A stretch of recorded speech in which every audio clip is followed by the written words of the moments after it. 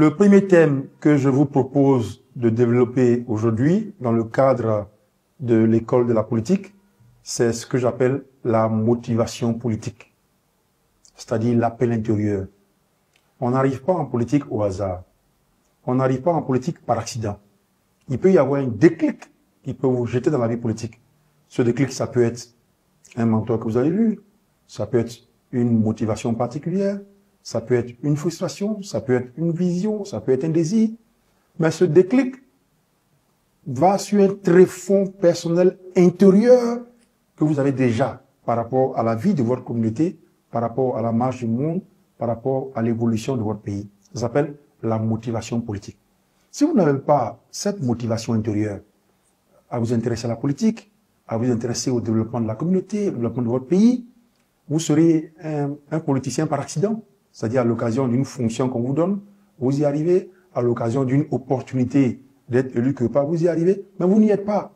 C'est pour cette raison que votre discours peut être creux et il ne peut toucher personne parce que vous n'avez pas cet appel intérieur-là.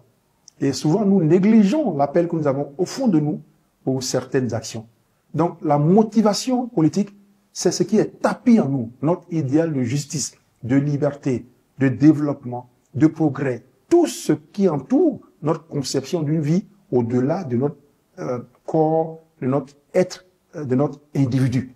Chaque fois qu'on est porté à penser à la communauté, au groupe, au monde, on a une motivation politique, mais cette motivation, soit elle reste en nous, elle meurt en nous, soit elle devient vivace pour certains leaders, soit elle se déchaîne à l'occasion de quelques des événements. Donc la motivation politique est très importante. Vous voyez les hommes politiques qui ont des postes politiques, mais qui n'ont aucune brillance, qui n'ont aucun éclat, dont le discours ne touche personne. Ils n'ont pas fait l'alliage entre ce qu'ils sentent au fond d'eux et ce qu'ils sont. Donc ça fait qu'ils sont là, c'est vrai qu'ils ont des responsabilités institutionnelles, mais ils n'ont pas cette relation avec le public, cette conception de la vie.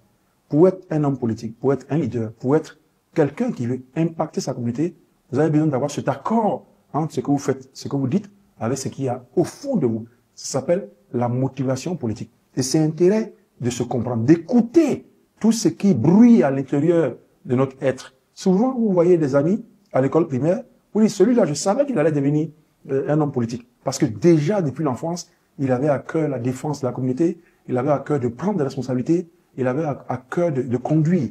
Donc, la motivation politique est quelque chose que chacun peut découvrir en lui. Et c'est ça qui est la base de tout ce que nous faisons.